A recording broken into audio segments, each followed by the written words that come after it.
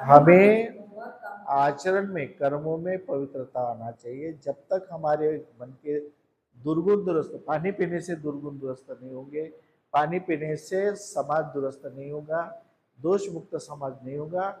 हमें स्वयं को दोष मुक्त करना है। हमारे में जो भी कमियां हैं, मैं नहीं कह रहा हूं कि आपको सबको समझना है। आप स्वयं जानो कि मेरे में क्या कमियां हैं, और वो उस कमियां, जो मेरे में जो दोष है, उस दोष को हमें दोष मुक्त बनना है। दोष मुक्त करके अपने जीवन को पवित्र बनाना है, ये मकसद है अपना। और बाबा साहब आम्बेडकर ने ये कहा कि जब तक पवित्र समाज नहीं बनेगा, ये पवित्र समाज, it is the foundation of the world, पूरे दुनिया की एक फाउंडेशन है, मूल आधार तत्व है पवित्रता। पवित्रता बनाना हमारा काम है।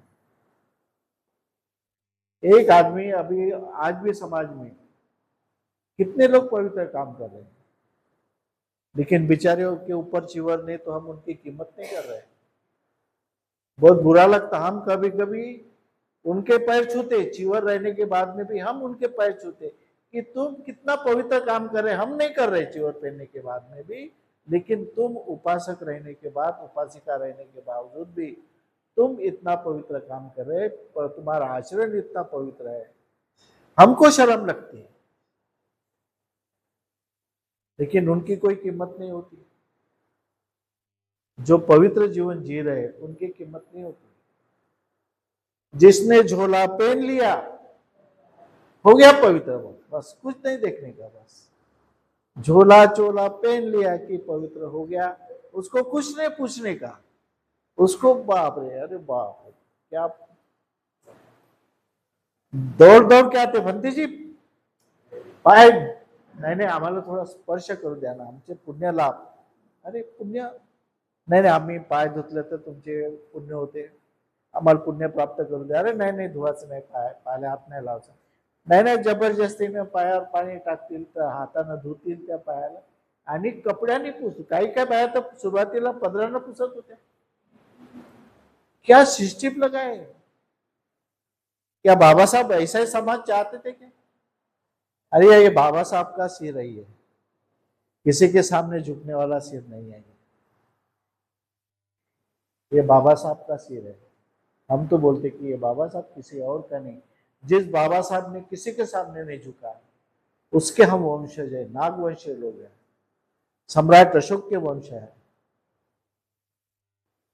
चलो पैर पढ़ो, पैर पढ़ो, कोई भी आए पैर पढ़ो, पैर पढ़ो। पुण्य क्या होता है? पुण्य प्राप्त होता है, पुण्य प्राप्त होता है, पैर पढ़ने से पुण्य प्राप्त होता है। और ये निर्दोष जीवन कौन जिएगा? पवित्र जीवन कौन जिएगा? अगर तुम्हारा जीवन पैर छूने से पवित्र होता है, तो फिर निर्दोष जीवन जीने का कोई मतलब ही नहीं ना। मैंने 10-12 भिक्षु को मैंने भोजन दिया, उनके पैर पड़ा, मेरा जीवन पवित्र हो गया। तुम्हारे अंदर के जितने भी दोष है वो वैसे ही है। वो पवित्र जीवन नहीं है पैर छूने का। भोजन दान देने से पवित्र नहीं होते, पैसा दान देने से पवित्र नहीं होता। आदमी ने पवित्र जीवन जीना चाहिए, निर्दोष जीवन जीना चाहिए। हम तो बोलते कि तुम पैसे देंगे नहीं पुण्य प्राप्त होगा। भिक्षु लोग बोलते अरे बाप रे, तुम अगर 5 लाख देंगे ना, एक 5,000 भी देंगे, पुण्य की गाथा बोलेंगे, इतना पुण्य प्राप्त हुआ तुमको, क्योंकि तुमने 5,000 दिए। जो बेचारी भाई गरीब भाई 10 रुपए देती है, उसको आशीर्वाद भी नहीं देते। वो बेचारी देखती है कि आशीर्वाद देगा, नहीं, जिसने 100 की नोट दिखी था आशीर्वाद, लंबा आशीर्वाद। किसी ने 5,000 दिया तो उससे भी लंबा आशीर्वाद। आशीर्वाद की भी पद्धत है, अलग अलग पद्धत है। यानी हमारा समाज कहाँ जा रहा है? किसको पवित्र मान रहा है, किसको पाप मान रहा है, किसको पुण्य मान रहा है? पैर छूने से पुण्य हो रहा है, भोजन देना ये पवित्र काम है, अच्छा काम है, पाप पुण्य का काम नहीं है। भिक्षु को भोजन देना, भिक्षु का मान सम्मान करना, ये पवित्र काम है, पुण्य का काम नहीं है, पाप पुण्य का काम नहीं है। तुम भिक्षु को भोजन देते हो, तुम पवित्र काम करते हो। पाप मिलता, पाप होता, पुण्य होता, ये इससे कुछ लेन देन नहीं है। तुम भिक्षु को दान देते हो, पवित्र काम करते, ये पवित्र का काम है, ये पाप पुण्य का काम नहीं है। तुम किसी को दान देते हो, बाबा साहब ने बोला कि बड़ा दान दो, चीज साई दान दो, ये सबसे पवित्र काम है। तुम किसी को हाल बना के दो, किसी को रहने के लिए जगह दो, ये चिर स्थायित्व दान, ये सबसे बड़ा दान है। तो ये पवित्र काम है, पाप पुण्य का काम नहीं है। पाप पुण्य का काम है नहीं, बुद्ध धर्म में पाप पुण्य का कोई आवश्यकता नहीं। तुम पवित्र काम करो, पवित्रता ही सब कुछ है। इसलिए जीवन की पवित्रता ये का मतलब है दोष मुक्त जीवन। अपने अंदर जो दोष है वो दोष तुम दूर करो। कई भिक्षु है, बहुत अच्छा काम कर रहे हैं, कोई उपासक है, बहुत अच्छा काम कर रहे हैं, लोगों की समस्या दूर कर रहे हैं। उपासक कई दौड़ के जाते हैं, किसी पे मुसीबत आई तो तुरंत दौड़ के जाते हैं, उनकी जान बचाते हैं। क्या उसने चिवर नहीं पीना तो पवित्र काम नहीं किया उसने? वो हमारे लिए आदर्श नहीं है, हमारे लिए पवित्र नहीं है। तो ये सब बातें हैं। मोदीजींनी आजचा विषय सांगितला जीवन की पवित्रता, दोषमुक्त जीवन। तर दोषमुक्त जीवन हे सर्वात पहिले बुद्धापासून सुरू होते का बुद्धच जगले दोषमुक्त जीवन। त्यांनीच म्हणजे जीवनातील समस्या काय आहे, त्यांनी समाजातील समस्या ओळखल्या आणि त्यांना पण त्या समस्येमुळेच आपला गृहत्याग करावा लागला। तर त्यांनी तिथे जाऊन मग की समस्या काय, कशामुळे एवढ्या दुःख आहे समाजात किंवा का असं होऊन राहिलं, तर त्यांनी गृहत्याग केला आणि ते समजा आपल्या या दुःखाचा मार्ग शोधण्यासाठी घराच्या बाहेर पडले। तर त्यांनी बरेच आश्रमात गेले, आलार कालाम झालं, भृगु ऋषी, अजून त्यांच्याकडून त्यांनी ते विद्या शिकली, त्यांनी जे त्यांच्याकडे नॉलेज होतं त्यांनी घेतलं, पण त्यांना त्याचा काही उपयोग वाटला नाही समाजासाठी की याच्यातून माझी समस्या दूर होईल म्हणून। तर त्यांनी स्वतः 6 वर्ष तप केलं, तर त्याच्यासाठीच की जीवन म्हणजे काय आहे आणि दोषमुक्त जीवन काय आहे, जीवनात समस्या काय आहे, तर त्यांनी ते 6 वर्ष त्यांनी तप केलं, ध्यान केलं किंवा चिंतन केलं आणि तेव्हाच त्यांना प्राप्त झालं की समस्या काय आहे आणि त्याचं निराकरण पण त्यांनी शोधलं। पण आता ही समस्या कशी दूर होईल आणि कोण माझं ऐकेल, की आता हा समाज तर एकदम अंधश्रद्धेमध्ये आहे किंवा यज्ञ यागामध्ये आहे, हा माझा मार्ग जो आहे तो बिलकुल वेगळा आहे। तर त्यांनी तो चिंतन केलं, विचार केला आणि तरी त्यांनी जे लोक होते त्यांनी त्यांनी आपलं वागण्यातून आचरणातून एवढं सिद्ध केलं समाजाला की त्यांच्या आचरणातूनच ते त्यांच्याकडे गेले तर ते त्यांच्याकडे वळले, कारण की त्यांच्या आचरणातून, त्यांच्या वागण्यातून, त्यांच्या जीवनातून तर असे बरेच काही बदल झाले। तर आता जे ब्राह्मण भिक्षू होते, भिक्षू नाही तर ऋषी होते, ते सुद्धा म्हणजे त्यांच्या जीवनामुळे, पवित्र जीवनामुळे त्यांच्याकडे वळले, म्हणजे एवढा त्यांच्या आचरणामध्ये, त्यांच्या दोषमुक्त जीवनामध्ये एवढी सत्यता, पवित्रता होती। तर त्यांनी त्यांच्या काळात एवढाले बदल केले आणि एवढंच काय, पण जी समाजातली मेन समस्या होती, राजे महाराजे सुद्धा ते बदलवू शकले नाही किंवा ती समस्या सोडू शकले नाही, ते बुद्धांनी संपवली, ती म्हणजे डाकू अंगुलीमाल। आता त्याला तर सर्व तिथले लोक घाबरत होते, एवढे टोळ्यांनी जात होते तरी पण ते घाबरत होते, एका त्या अंगुलीमाला समोर कोणी जाऊ शकत नव्हते। पण बुद्धांनी म्हणजे त्यांच्या मनात अजिबात भीती नव्हती की ही समस्या आहे आणि ती मला सोडवायची आहे, तर त्यांनी ती पण समस्या सोडवली। त्यामुळे लोक आणखी त्यांच्याकडे वळले की नाही, यांच्या वागण्यात किंवा यांच्या आचरण्यात त्यांनी इतकं तप केलं तर काहीतरी त्यांच्यामध्ये आहे, म्हणून ते इतके बदलू शकले। आणि त्यानंतर मग ते आणि त्यांनी महिलांना सुद्धा, त्या काळात महिलांना काहीच परवानगी नव्हती किंवा विचारत पण नव्हते, पण त्यांनी आपल्या भिक्षू संघात घेतलं त्यांनी. तर त्यांनी महिलांची प्रगती सुरू केली तेव्हापासून. तर त्यानंतर मग बाबासाहेबांनी आणि त्यांच्या आधी पण आपले महात्मा ज्योतिबा फुले आहे, त्यांनाही समजली जीवनात समस्या काय आहे. समस्या काय, त्या काळात जातीभेद खूप होता. तर बुद्धांनी पण जाती म्हणजे जाती आहेच नाही, फक्त एक मनुष्य जात आहे, सर्वांना जगण्यासाठी सगळ्या गोष्टी सारख्याच लागतात. ते उच्चवर्णीय किंवा चार जे आहे चातुर्वर्ण्य, त्यांची काहीही गरज नाही आहे, ती लोकांनीच हे केलेली आहे. तर समता स्थापन करण्यासाठी बुद्धांनी म्हणजे जीवन, सर्व मनुष्याला एकच मार्ग आहे जीवन जगण्याचा, तो म्हणजे दोषमुक्त आणि पवित्र जीवन. आता ज्योतिबांनी पण तेच त्यांना तीच समस्या दिसली, म्हणून त्यांनी पहिले आपल्या सावित्रीबाई फुलेंना शिकवलं आणि त्या शिक्षणामुळे सर्व महिला शिकल्या. आणि त्यांच्यानंतर आता आपले कांशीराम साहेब आहे, त्यांनी पण ते समस्या ओळखली समाजातली आणि त्यांनी सुद्धा आपले सर्व जीवनाचा त्याग करून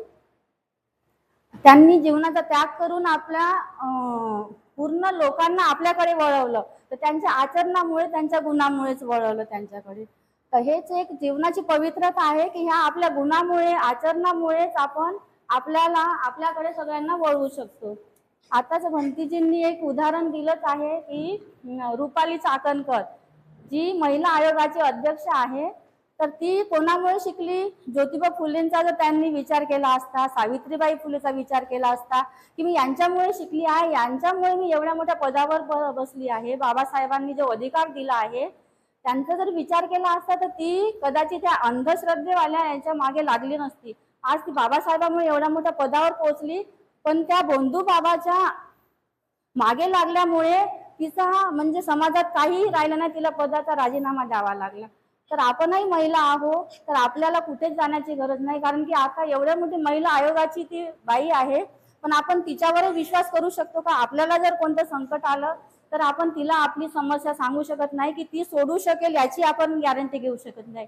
म्हणून जर आपण, बुद्धांनी सांगितलं स्वयंदीप व्हा, बाबासाहेबांनी आपल्याला अधिकार दिले, न्याय सर्व, तर आपण जर या मार्गाने चाललं तर आपणच आपली समस्या सोडू शकतो आणि दुसऱ्यांकडे जाण्याची किंवा कोणासमोर झुकण्याची अजिबात गरज नाही आहे आपल्याला.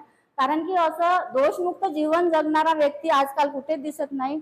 तरी आपण इथे आलेलो, आपण विहारात पण बघतो, फक्त बुद्धाच्या मूर्तीला देव देव मानतो आणि असं शिकवत कुठेच नाही. तर त्यामुळे इथे जर आली आणि भंतीजी शिकवतात, तर मला म्हणजे खूप आणखी जे मनात अंधश्रद्धा किंवा भीती होती ना, बिलकुल नष्ट झाली. आता कोणाची भीती नाही किंवा काही केल्यानं पवित्र पाप पुण्य याचं काही राहिलेलं नाही. तर मला खूप खुशी होत आहे आणि तुमच्या समोर मी म्हणजे याच्यामुळे मी इथं तुमच्या समोर बोलत आहे तुटक्या फुटक्या शब्दात. त्या भंतीजीमुळे मला एवढी हिंमत आली आहे. तर भंतीजींचे खूप आभार मानते आणि तुम्हाला सर्वांना जय भीम एवढं बोलून माझे शब्द थांबवते. इसका मतलब है दोष मुक्त जीवन। तो अभी हमारी पहली जवाबदारी है, हमारी सबकी जवाबदारी है कि हमारे में जो भी दोष है, तो हमारे सबकी जवाबदारी है कि सबसे पहले जैसे हमारे कपड़े में दाग लगता है तो हम उस कपड़े को पहले धो डालते हैं, उसी प्रकार अगर हमारे मन में कोई दोष उत्पन्न होता है तो हम उसको दोष को पहले ढूंढ के निकालें और ढूंढ के निकालने के बाद उस दोष को जल्दी से जल्दी दूर करें। दोष को ज़्यादा दिन तक आप लेके बैठेंगे तो वो उस दोष जो भी तुम्हारे में जो भी अपवित्रता है वो जड़ें पकड़ेंगे और फिर निकालना मुश्किल हो जाएगा। जिसको उदाहरण के तौर पे जिसको भोजन करने के बाद में दोपहर को जैसा भोजन होता है तो लेटने की आदत रहती है, हाँ, कि उसको भोजन करने के बाद में थोड़ा सोए बगैर उसको जमता ही नहीं। तो वो अगर वो आदत है दिन को सोने की तो सबसे बेकार आदत है। अब उसको कभी तुम अलग जाओगे, बाहर जाओगे तो फिर वो नींद लगती जाती है। तो जो भी हमारे में छोटे मोटे दोष है उसको हम लोग दूर करेंगे, नहीं तो फिर वो आदत बन जाएगी। तो इसलिए सबसे पहले है कि हमारे में जो दोष है वो निकाले। तो जो इसमें 3 है, काया की पवित्रता यानी काया के जो हमारे शरीर के माध्यम से जो भी दोष होते हैं, जो भी गलत कार्य होते हैं, उसको हम दूर करें और काया की पवित्रता निर्माण करें। दूसरा है वाचिक पवित्रता। हम वाचा द्वारे हम जो किसी को शब्द बोलते हैं, वचन भंग करते हैं, किसी को कटु शब्द से बोलते हैं, तो वो वाचा के द्वारा जो हमारे दोष निर्माण होते हैं या किसी को तकलीफ होती है वो न होना चाहिए। तो हम वाचा पे नियंत्रण रखें। नियंत्रण रखने से जो भी दोष मुक्त होने के बाद में पवित्रता वाचा की निर्माण करना जरूरी है। उसके बाद में मानसिक पवित्रता। तो जो मन में जो विचार विकार विकार तर्क वितर्क कल्पना शक्ति जो भी आसक्ति है, तृष्णा है, द्वेष है, क्रोध है, बहुत सारे मन के विकार हैं। अब विकार को हम अगर पहचाने, हमारे दोष को कौन पहचानेगा? हमें पहचानना पड़ेगा। दूसरा तुम्हारे अंदर क्या चल रहा है दूसरे को नहीं समझ में आएगा। दूसरे हम जैसे प्रबोधन करने वाले हर जगह पे प्रबोधन करेंगे, लेकिन बदलाव जो करना है वो बदलाव अपने आप को करना है। जब तक हम स्वयं अपने आप में बदलाव नहीं करेंगे तब तक हम दोष मुक्त नहीं होंगे। तो ये जो 3 है, 3 प्रकारे हमारे हम पवित्र रह सकते हैं, यानी और 3 प्रकार से हम दोष सदोष यानी इनमें दोष प्राप्त हो सकता है। तो पहले जो है पवित्रता का मतलब समझा अभी। कायिक पवित्रता में पहले हिंसात्मक कृति। तो हमारे शरीर से जो हिंसात्मक कृति होती है, यानी हमारे शरीर से किसी को कठोर व्यवहार करते हैं शरीर से, जैसे बलि देना, उस समय बलि देने का ये था। तो जो हिंसात्मक कृति आज पूरे दुनिया में जो युद्ध चल रहा है वो क्या है? एक हिंसात्मक कृति है। आज एक हिंसात्मक कृति पूरे विश्व में बढ़ गई है। इससे पूरे विश्व में अशांतता निर्माण हो गई है। हर चीज महंगी हो रही है, हर किसी को सिलेंडर नहीं मिल रहे, किसी को गैस नहीं मिल रही है और पेट्रोल नहीं मिल रही है। तो आगे चल के और कौन सी चीजें ये हो जाएगी? अगर ये हिंसात्मक वृत्ति अगर लोगों में है तो उसका पूरा दुनिया को नुकसान होता। वैसे हमारे घर में भी अगर हिंसात्मक वृत्ति है, थोड़े थोड़े बातों पे हम कुछ ना कुछ बोलते रहते हैं, झगड़ते रहते हैं, तो ये भी हिंसात्मक वृत्ति है। उसको घरेलू हिंसा, डोमेस्टिक वायलेंस उसको बोलते हैं, है कि नहीं? तो घरगुती हिंसा, घर में भी हम परिवार चलाते समय हमें दोष मुक्त जीवन जीना है। शरीर से, हमारे काया से कोई दोष न हो, हमारे शरीर से कोई दोष न हो, इसकी हमें बहुत सतर्क रहना है और पवित्र जीवन जीने की कोशिश करना है। हिंसात्मक का मतलब है कि मन में हिंसा करने की भावनाएं निर्माण न हो। तो इसका जो पॉजिटिव जो है, पॉजिटिव अलग है, ये बड़ा विषय है। अभी हम उसको छोटे में कर दिए कि हिंसात्मक। दूसरी बात चोरी। चोरी की भावना ये है कि शरीर से दूसरे की चीज है, वो मेरी चीज नहीं, लेकिन जबरदस्ती से मांगना, जबरदस्ती से लेना।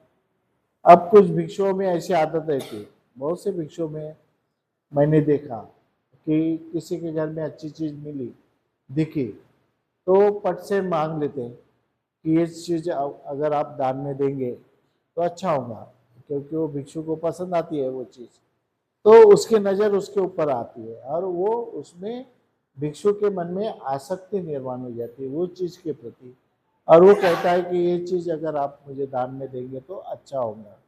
तो ये एक प्रकार चोरी हो गई, क्योंकि उन्होंने स्वयं दान में दिया। तुमने डिमांड किए, तुमने मांगे ये चीज मेरे को, हो रहा है, स्वयं दिया कि बंदे जी ये आप लेके जाओ। तो ऐसे नहीं कि लोग देते नहीं, ऐसा नहीं, बहुत लोग देते हैं। मैं तो बोलता हूँ कि ऐसा समाज ये मिलना, अपने नागपुर जैसे महिलाएं, नागपुर जैसा समाज मिलना, ये बहुत दुर्लभ है। ऐसा समाज आपको कहीं भी नहीं मिलेगी। हमको यानी बंदे जी अभी ठंडी हो रही है, ये ब्लैंकेट लेके जाओ, मांगते नहीं लेकिन स्वयं देते हैं। सोने के लिए वो चादर सतरंजी ये लेके जाओ, वो लोग लेके जाओ, लोग देते हैं। लेकिन कभी हम अपने, अगर कोई चीज उनकी पसंद की है और हमें अच्छी लगती है, अगर हम मांगते तो वो नहीं बोल नहीं सकता, क्योंकि भिक्षु मांग रहा है, भिक्षु को तो नहीं बोल नहीं सकता। तो वो मांगना वो चीज अलग है। तो वो उसको चोरी कहते हैं कि किसी ने बिना दान दिए हुए कोई चीज को स्वीकार करना, वो एक प्रकार की चोरी होती है। तो ऐसी मन में भावना, ये एक दोष है, अपने मन का दोष है। किसी की अच्छी चीज में दिखे तो उसको डिमांड करना, मन में आसक्त होना, ये एक गलत चीज है, इसलिए एक दोष है। इस दोष से हम निर्दोष रह के अपना जीवन पवित्र बनाना चाहिए। इसके बाद में व्याभिचार। व्याभिचार कहते हैं, उदाहरण आपको कई मिलेंगे, बहुत उदाहरण मिलेंगे व्याभिचार के। अब उसमें दोष दोनों का भी होता है। ताली एक हाथ से बजती नहीं, ताली कभी एक हाथ से बजती नहीं। अब वो अशोक खरात का नाम लेते हैं, तो अशोक खरात ने लेडीज को बुलाया क्या? लेडीज स्वयं गई। जब उसके आश्रम में गए, वो जब पूजा कर रहा था तो उसके समझ में आना चाहिए था कि ये क्या चाहता है, ये किस कर रहा था, हमें ढकल रहा है, उसकी नीयत कैसे समझने को ना था लेडीज को।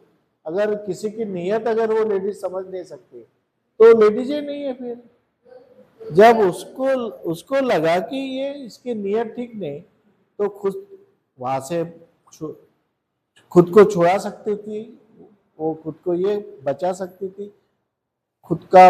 ये तो ये जो व्यभिचार है वो भी बहुत बड़े पैमाने पे, व्यभिचार के बारे में तो आज कुछ भी नहीं वातावरण, लेकिन आगे चल के इतना वातावरण खराब हो सकता है, ये सबसे बड़ा दोष हो सकता है।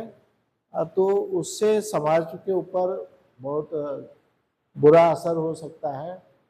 कि अभी हमारी लड़कियां पढ़ने जाती है बड़े बड़े कॉलेज में, बाहर गांव में रहती है, तो उनको इस तरह से चक्रव्यूह में फंसाते हैं।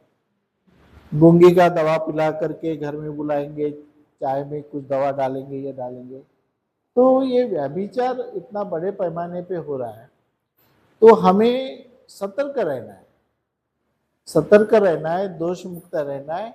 हम तो नहीं करते, लेकिन बाबा साहब का कहना क्या है कि तुम इतना सतर्क रहो कि दूसरा कर सकता है, दूसरा कर सकता है, तुम नहीं करोगे, लेकिन दूसरे के मन में, तुम्हारे मन में पवित्रता है। सभी लेडीज एक से ऐसी नहीं होती, किसी के मन में पवित्र भाव से जाती है कि बाबा है, वो पुण्य का काम करता है, तो उसके बांध के देगा तो उससे कल्याण होगा, तो ये होगा, जाती है। लेकिन उसके पीछे वो मकसद नहीं है। लेकिन वो बाबा के चंगुल में, उसमें दवा, उसमें कुछ गूंगे का दवा पिला करके, ये पिला के बेहोश करके कितने महिलाओं के ऊपर उन्होंने बलात्कार किया, कितना किया। तो ये व्यभिचार के लिए भी हमें सतर्क रहना है, होशियार रहना है और अपने आप को बचाना है। उसी प्रकार नशीले पदार्थ का सेवन, ये तो नागपुर में बहुत बड़े पैमाने पे चल रहा है। कॉलेज में भी बेचे जा रही है कि गांजा, ये अफो बहुत बड़े पैमाने पे उसका ड्रग का आजकल बहुत, शराब कम पिएंगे लेकिन ड्रग्स का ज़्यादा इस्तेमाल बच्चे करते हैं। लड़कियां सिगरेट पीती है ड्रग्स की उदाहरण है। तो 40-50 साल के लेडीज भी ड्रग नशीली चीजों की इसमें ये जो है ये बातें हो रही, तो ऐसे समाज में हमको रहना है। हम ऐसे समाज में रहते हैं कि ये सब चीजें हो रही है, ऐसे परिस्थिति में भी हमको दोष मुक्त जीवन जीने की आदत लगाना चाहिए।